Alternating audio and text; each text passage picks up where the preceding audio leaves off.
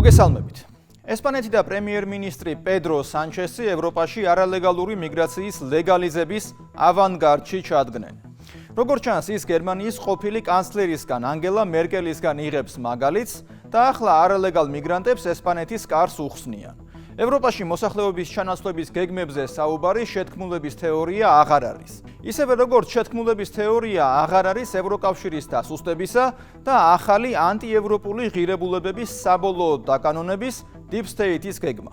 ესპანეთში ძალაში შევიდა 500,000 არალეგალი მიგრანტის ლეგალიზების შესახებ ბრძანება. ჩვენ არაერთხელ გვითქვამს, რომ ბრიუსელის ბიუროკრატია და ევროკრატები არალეგალურ მიგრაციას არ ებრძვიან. პირიქით, ისინი ცდილობენ, რომ სხვადასხვა ბუტაფორიული განკარგულებებისა და რეგულაციების მიღებით არალეგალური მიგრაცია ლეგალური გახდეს. უпростоრად ევროპის ქვეყნებში არალეგალურად ჩასულებს მალევე გადასცენ ლეგალურად მცხოვრების სტატუსი. და თუ არალეგალს ლეგალურად ჩასული დაერქმევა, მაშინ არალეგალური მიგრაციის პრობლემაც მოგვარდება. ახლა მედიაში უკვე იმაზეც არის საუბარი, რომ 500,000 არალეგალის ლეგალიზება მხოლოდ დასაწყისია და რიცხვები შეიძლება ბევრად უფრო მაღალი იყოს. ესპანეთის გენერალური კომისარიატის შიდა ანგარიშის თანახმად, რომელსაც ესპანური მედია ავრცელებს, მილიონზე მეტ არალეგალს შეიძლება ამ სქემით სარგებლობა. ამას ემატება ისიც, რომ არალეგალები ევროკავშირის სხვა ქვეყნებშიც არიან და ესპანეთში ჩასვლა და მათი ლეგალიზება მომგებიანი ხდება. შესაბამისად, შენგენის ქვეყნებიდან დამატებითი შემოდინებით უფლებამოსილი აპლიკანტების საერთო რაოდენობა შეიძლება 1,600,000-მდე გაიზარდოს. მადრიდის მიერ გამოცხადებული არალეგალი მიგრანტების მასობრივი ლეგალიზაცია ევროპაში უკანონო მიგრანტების შემდგომი შემოსვლის წახალისების რისკს ქმნის, რაც კავშირის გარე საზღვრებზე მიგრაციულ ზეწოლას გაზრდის. შენგენის ზონაში მიგრანტების შესვლის შემდეგ ეს გარდაულად გამოიწვევს ამ ახლა შემოსული არალეგალების ევროკავშირის ფარგლებში გადაადგილებების გააქტიურებას. ამ მიგრანტებს შეეძლებათ თავისუფლად გადაადგილება შენგენის ყველა ქვეყანაში და სხვა ქვეყნებში დასახლება. ყველა ამ საფრთხეს ისიც ემატება, რომ ესპანეთი ზედმიწევნით არ ამოწმებს იმ მიგრანტების წარსულს, ვისაც ლეგალურ სტატუსს მისცემს, რაც საფრთხეს უქმნის ყველა ევროპული ქვეყნის უსაფრთხოებას. პრინციპში წარმოუდგენელიც კი არის, თუ როგორ უნდა მოხდეს 500,000 მიგრანტზე მეტის წარსულის შემოწმება. მეორე მხრივ, ევროკავშირის ყველა ქვეყნისთვის დანაშაულის ზრდის საფრთხე დგება. უცხოელები ესპანეთის პატიმრების 31% შეადგენენ და ერთ სულ მოსახლეზე გაანგარიშებით, ისინი ესპანელებთან შედარებით უფრო მეტ დანაშაულს სჩადიან, მათ შორის მკვლელობასა და გაუპატიურებაში. 2025 წელს ესპანეთში მოკლული ქალების 9/10 უცხოელებზე მოდიოდა, მიუხედავად იმისა, რომ მაშინ უცხოელები ქვეყნის მოსახლეობის დაახლოებით 13% შეადგენდნენ. პედრო სანჩესის ეს გადაწყვეტილება ევროკავშირში მემარჯვენე ძალებს, განსაკუთრებით აღმოსავლეთ ევროპაში, იმის საშუალებას აძლევს, ევროპელ ამომრჩეველს კიდევ ერთხელ აჩვენონ, თუ რამდენად მნიშვნელოვანი ყოფილა საზღვრების დაცვის პოლიტიკა.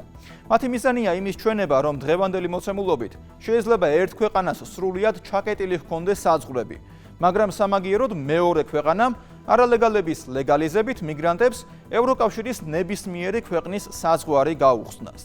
გიორგი მდივანის სიუჟეტში ნახავთ, თუ როგორ იცვლება ევროპის დემოგრაფიული სურათი და როგორ იბრძვიან მემარჯვენე პარტიები. მიგრაციული პოლიტიკა ევროკავშირის ახილების ქუსლი გამოდგა, რამაც ევროგაერთიანებას გამოუსწორებელი ზიანი მიაყენა.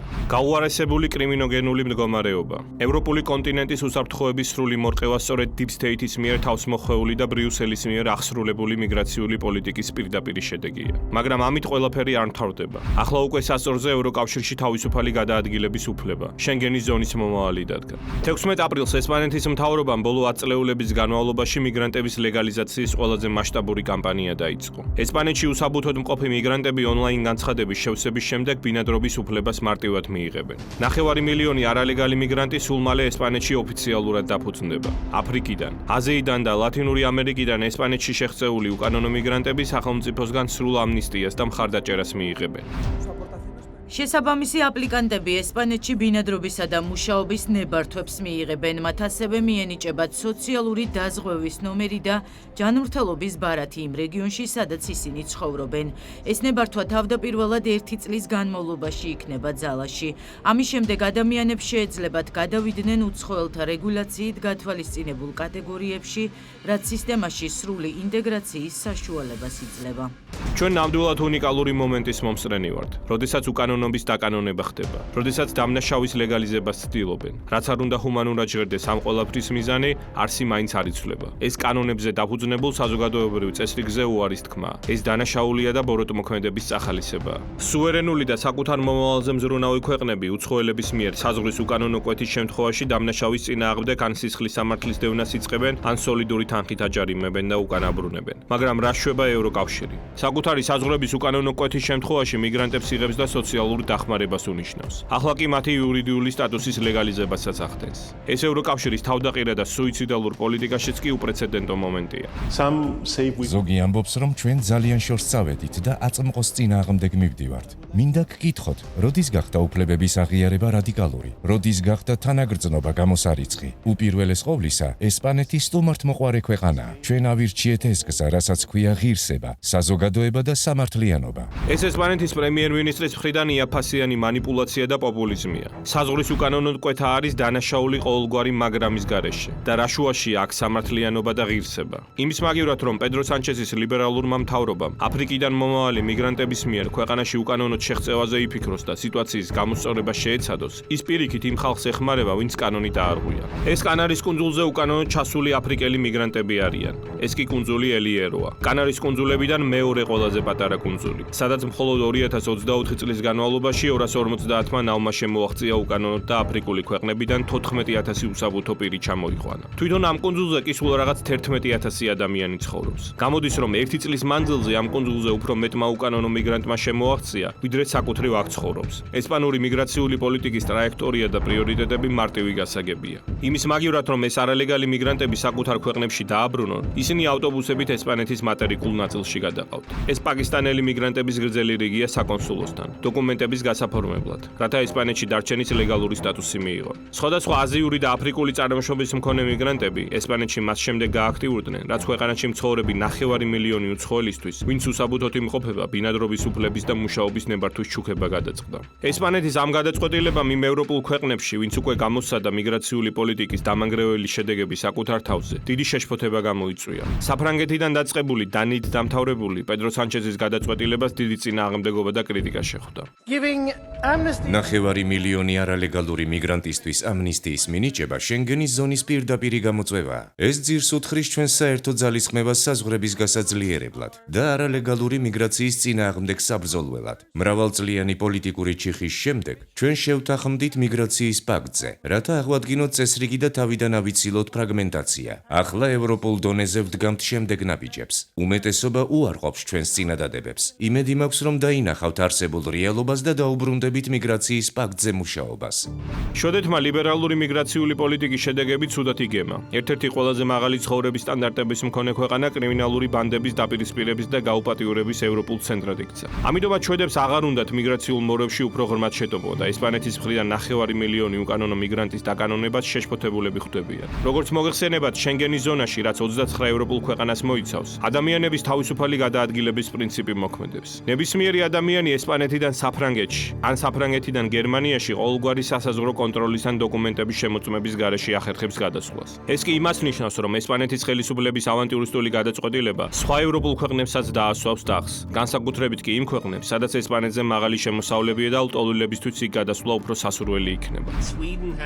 შვედეთმა წარსული შეცდომებიდან გაკვეთილების სწავლა დაიწყო. 40 წლის წინ ჩვენ შრომითი მიგრაცია თავშესაფრის მაძიებლების მიგრაციით ჩავანაცვლეთ. ესპანეთის ხელისუფლების შემთხვევაში, როგორც ჩანს, მათ არ სურთ ამის გათვალისწინება, ან ცინიკურად არიან განწყობილნი ამ ყველაფრის მიმართ. ახლა ესპანეთს 9 მილიონი უკანონო მიგრანტის ლეგალიზაცია სურს. წარსულიდან ვიცით, რომ მათი დაახლოებით 9 საბოლოოდ ესპანეთის ტერიტორიიდან გავა და სხვაგან გადაინაცვლებს. მაგალითად, ჩრდილოეთით, ისეთ ქვეყნებში, როგორიცაა შვედეთი, გერმანია. მათ პოტენციურად ნავებით გადასვლა შეუძლიათ დიდ ბრიტანეთშიც. ასე რომ ეს მთელი ევროპის პრობლემაა და რატომ აკეთებენ ამას? კანადელი მწერალი გაცაადი საუბრობს სუიციდალურ ემპათიაზე და ვფიქრობ, რომ ნაწილობრივ ამის ახსნა ასეა შესაძლებელი. პოლიტიკური კლასის გარკვეული ნაწილი უბრალოდ არ ზრუნავს საკუთარი გადაწყვეტილებების შედეგებზე. სუიციდალური ემპათია. ეს ძალიან სწორი ტერმინია, რაც ესპანეთის მთავრობის და ზოგადად ევროკავშირის ბოლო წლების მიგრაციული პოლიტიკის არსს აღწერს. მაგრამ ეს შეიძლება სუიციდალური ემპათია კი არა, მიზანმიმართული მავნებლობა აღმოჩნდეს. ამის გაგებას დრო დაჭირდება. თუმცა ერთი რამ უტყუარია. ესპანეთი, ისევე როგორც ოფიციალური ბრიუსელი უკანონობის დაკანონებას ცდილობს. დამნაშავეების დასჯის მაგივრად უფრო მეტად ახალისებს. ესპანეთის ხელისუფლების გადაწყვეტილება არალეგალი მიგრანტებისთვის ოფიციალური დოკუმენტების მინიჭების თაობაზე სავარაუდოდ ევროპის სამხრეთ საზღვრებთან არალეგალების ნაკადის მასიურ ზრდას გამოიწვევს. იმას რომ თავი დავანებოთ, რომ ეს იმ ხალხის მიმართ არის უპატივცემლობა და უბრალოდ მათი აბუჩატაგდება, ვინც ევროპაში კანონიერად, ვიზის აღების და სხვადასხვა მოსაკრებლის გადახდის შემდეგ ჩააღწია, ვინც ევროპაში ლეგალურად მუშაობს და ბიუჯეტში გადასახადებს იხდის. მსგავს სიტუაციებში კარგად ჩანს თუ რამდენად ქაოტური და დაუცველია ევროკავშირი. რამდენად მინიმალური სუვერენიტეტი გააჩნიათ იქ შემავალ ქვეყნებს. გადაადგილების თავისუფლება ევროკავშირის ერთ-ერთი მთავარი დამფუძნებლური ღირებულება იყო. ახლა კი ისეთი რეალობა დადგა, რომ გადაადგილების თავისუფლება მიგრაციულ კრიზისში მყოფ ევროკავშირს კიდევ უფრო მოწყვეტს ხდის და შიგნიდან ანგრევს. ფრანგული ეროვნული ფრონტის ერთ-ერთი ლიდერი და სავარაუდოდ საფრანგეთის მომავალი პრეზიდენტობის მთავარი კანდიდატი, ჯორდან ბარდელა შენგენის ზონის შეჩერების ინიციატივით გამოდის და რეფერენდუმის ჩატარებას აანონსებს მიგრაციის საკითხზე. ესპანეთის სოციალისტურმა მთავრობამ, რომელიც ევროპაში ერთ-ერთი ყველაზე ლიბერალური მთავრობა, 500,000-ზე მეტი არალეგალური იმიგრანტის მასობრივი რეგულარიზაციის გადაწყვეტილება მიიღო. ხვალ მათ შეეძლებათ თავისუფლად გადაადგილდნენ საფრანგეთში და იქ დასახლდნენ კიდეც. მოიხიბლებიან რა ჩვენი სოციალური სისტემის კეთილშობილებით, რომელიც უპირობო და ღიაა. ეს მიუღებელი და ცინიკური გადაწყვეტილება პირველ რიგში შენგენის შეჩერებას და გრძელვადიან პერსპექტივაში თავისუფალი გადაადგილების შეზღუდვას გამოიწვევს ევროპის მოქალაქეებისთვის. საფრანგეთში ესპანურ გეგმას ყველაზე მწვავედ შეხვდნენ და ამას თავისი მიზეზები გააჩნია. მიგრაციულ პოლიტიკას ფრანგულ ყოველდღიურობაში დიდი ადგილი უკავია, რადგანაც ქვეყნის მოსახლეობას ყელში აქვს ამოსული უკონტროლო მიგრაციის შედეგად გაუარესებული მდგომარეობა. საფრანგეთის მოსახლეობის 70% მიგრაციული კანონმდებლობის გამკაცრებას უჭერს მხარს. ელექტორატის დიდი ნაწილი შეშფოთებულია ლტოლვილების ინტეგრაციის და იმიგრაციის ზეგავლენით უსაფრთხოებაზე და ეკონომიკაზე. კიდევ ერთი ფრანგი პოლიტიკოსი, პარტია იდენტობა თავისუფლების ლიდერი, მარიონ მარეშალი პედრო სანჩესს მკვეთრად აკრიტიკებს. ის საფრანგეთსა და ესპანეთს შორის საზღვრის დახურვისკენ მოუწოდებს. მარეშალი შეშფოთებულია ესპანეთის გადაწყვეტილებით, რომელიც ყველა ევროპელს მძევლად აიყვანს და მიგრანტების შემოდინებას გამოიწვევს არარსებული ელდორადოსკენ, ევროპისკენ, რომელიც მხოლოდ დანაშაულს, ნარკოტიკებს ან სიკვდილს თავაზობს მათ, ვინც იმედებით ახსავსზე მოგზაურობას ცდილობს. და მართლაც რა იმალება პედრო სანჩესის მთავრობის გადაწყვეტილების მიღმა. შეიძლება მათ უბრალოდ მიგრაციული ტვირთის გაზიარება სურთ დასავლეთ ევროპული ქვეყნებისთვის, ვინც ეს მიგრაციული სიგიჟე დაიწყო 20 წლის წინ. ყველა ევროპელს კარგად ახსოვს, როდესაც გერმანიის ყოფილი კანცლერი მიგრანტებს პირადად ეგებებოდა და ეპატიშებოდა ევროპაში. ამან კი დანაშაულის ზრდის, ფულის ხარჯვის და საზოგადოების პოლარიზაციის გარდა არაფერი არ მოიტანა. მაშინ რატომ ცდილობს ესპანეთი წარუმატებელი პოლიტიკის კიდევ უფრო მეტ მასშტაბირებას? საქმე deep state-ის ბევრად უფრო შორს მიმავალი და გრძელვადიანი, მზაკრული გეგმის განხორციელებასთან გვაქვს, რაც ევროპული მკვიდრი მოსახლეობის უცხოტომელებით ჩანაცვლებას გულისხმობს. დიდ ჩანაცვლებას. საზოგადოების სტრუქტურა რადიკალურად რომ შეიცვალოს. დიდი ხნის განმავლობაში ლიბერალები ამას შეთქმულების თეორიად ნათლავდნენ, ხოლო ყველა მოაზროვნეს, ვინც ამაზე საუბრობდა, სიცრუის გავრცელებაში ადანაშაულებდნენ. ახლა კი უკვე ესპანელი პოლიტიკოსები თავისი პირით ადასტურებენ ამ ჰიპოთეზის მართებულობას, რომ მოსახლეობის ჩანაცვლება დაიწყო. პარტია პოდემოსის წევრმა, ესპანელმა ევროპარლამენტარმა და თანასწორობის საკითხებში ექს-მინისტრმა ირენე მონტერომ მიმდინარე წლის დასაწყისში სარაგოსაში გამართულ დემონსტრაციაზე გაამჟღავნა თუ რა იმალება ამ სახიფათო ავანტიურის და უკანონობის თავზარდამცემი წახალისების მიღმა. ესპანელმა პოლიტიკოსმა აღნიშნა, რომ ეს ჩანაცვლების პროგრამაა, რათა სულ უფრო მეტ მიგრანტს მიანიჭონ მოქალაქეობა და ქვეყნის ელექტორალური სურათი შეცვალონ. მინდა ვთხოვო მიგრანტებს და რასობრივ დისკრიმინაციაში მყოფ ადამიანებს. გთხოვთ, ნუ დაგვტოვებთ მარტო ამდენ მემარჯვენესთან. რა თქმა უნდა, ჩვენ გვინდა რომ თქვენ მოგცენ ხმის უფლება. რა თქმა უნდა, ჩვენ მივაღწიეთ შესაბამის დოკუმენტებს. რეგულარიზაცია უკვე გვაქვს და ახლა ჩვენ ვაპირებთ ეროვნებაზე კანონის შეცვლას, რათა მათ შეძლონ ხმის მიცემა. იმედი მაქვს, რომ შევძლებთ ამ ქვეყანაში მემარჯვენეებისა და რასისტების ჩანაცვლების თეორიის აღსრულებას, რომ ისინი შევცვალოთ მიგრანტი ხალხით, შრომის მოყვარე ხალხით. რა თქმა უნდა მოხდეს მემარჯვენეების, რასისტების, მუქთახორების ჩანაცვლება. ჩვენ გვჯერა ამის გაკეთება ამ ქვეყნის მშრომელ ადამიანებთან. კანის ფერის მიუხედავად იქნება ეს შავი, ჩინური თუ ყავისფერი. ყველანი ამხანაგებო ამ ქვეყნის მშრომელო ხალხო. Deep State-ის განზრახვები ხმამაღლაა გაცხადებული. მიგრანტებისთვის მასიურად მოქალაქეობის მინიჭება იქნება ალბათ ევროპული მიგრაციული პოლიტიკის შემდგომი ეტაპი. დაბალი კვალიფიკაციის, მწირი განათლების მქონე უცხოელებით მანიპულაცია ბრიუსელის ევრობიუროკრატიას ბევრად უფრო გაუმარტივდება, რადგანაც ახლა მკვიდრი ევროპელების სოლიდური ნაწილი ევროკავშირის პოლიტიკას ბევრი მიმართულებით ეწინააღმდეგება. ვიღაცამ შეიძლება თქვას, რომ ეს ერთი პოლიტიკოსის სიტყვებია მხოლოდ და საკითხის ამგვარად წარმოჩენის გამო სიტუაციის გაბუქებაში დაგვადანაშაულოს. მაგრამ არა, ესპანეთის გარდა ფრანგი ლიბერალებიც ანალოგიურ გზავნილებს აჟღერებენ, სადაც გარკვევით საუბრობენ მოსახლეობის ჩანაცვლებაზე. ჩვენი სიების შესაძლებლობა ახალი საფრანგეთის შექმნის საშუალებას მოგცემს. დიდი ჩანაცვლების საფრანგეთის. იმ საფრანგეთის, სადაც ერთ თაობას მეორე ანაცვლებს. ასე იყო უხსოვარი დროიდან. ჟან-ლუკ მელანშონი ფრანგული პოლიტიკის ვეტერანია და როგორც მემარცხენე ისე პოზიციონირებს. 2022 წლის საპრეზიდენტო არჩევნებზე მან ხმების 21.95% მიიღო და მესამე ადგილი დაიკავა. მისი მხარდაჭერა დიდი დოზით არატრადიციული მემარცხენეობის მიერ, არამედ ამორჩევლების ახალი ტალღით იყო მხარდაჭერილი. სტატისტიკური მონაცემებით მელანშონის მხარდამჭერების 70% ფრანგი მუსლიმები აღმოჩნდნენ. მაშინ, როდესაც მისი ტრადიციული საარჩევნო ბაზა, შრომელები, საშუალო რგოლის ჩინოვნიკები და ინტელექტუალები მარჯვნივ გადაიხარნენ და მარინ ლე პენს დაუჭირეს მხარი. ტენდენცია ნათელია. მიგრანტების ხმების წყალობით ჭეშმარიტი ევროპული წინააღმდეგობის შესუსტება. ვიწრო პოლიტიკური სარგებლის სახელმწიფო ინტერესებზე მაღლა დაყენება. მხოლოდ ერთი მიზნით: ძალაუფლების შენარჩუნების მოტივით. ესპანეთის მთავრობის გადაწყვეტილებას ადგილობრივი კონსერვატორების დიდი შეშფოთებით შეხვდნენ. ყველას ძალიან ეშინია, რომ პედრო სანჩესის მეთაურობით ესპანეთი მიგრანტების ტოტალურ შემოსევას უწყობს ხელს. ეს სანტიაგო აბასკალია, ესპანური კონსერვატიული ვოქსის ლიდერი, რომელიც ანტიმიგრაციულ დღის წესრიგს უჭერს მხარს და ევროპელი პატრიოტების გუნდის ნაწილია. ეგრეთ წოდებული ფაშისტების ჩასანაცვლებლად მათ ჩამოჰყავთ ადამიანები, რომლებიც ქალებს ცემენ და აუპატიურებენ. ადამიანები, რომლებიც გვეუბნებიან, როგორ ვიკვებოთ და როგორ ჩავიცვათ. ადამიანები, რომლებიც არ სცემენ პატივს ჩვენს უფლებებსა და ცხოვრების წესს. აღმოსავლეთ ევროპული ქვეყნები კი მაქსიმალურ დისტანცირებას ცდილობენ დასავლური ქვეყნების პრაქტიკისგან. თუ ვიქტორ ორბანი ბრიუსელის დამანგრეველი მიგრაციული პოლიტიკის წინააღმდეგ მებრძოლი ერთ-ერთი პირველი ევროპელი ლიდერი იყო, ახლა უკვე სხვა ქვეყნებმა გადაიბარეს ესტაფეტა. პოლონეთი თავის ანტიმიგრაციულ პოლიტიკას კიდევ უფრო მეტად ამკაცრებს, ისევე როგორც უცხოელების დასაქმების შესაძლებლობას.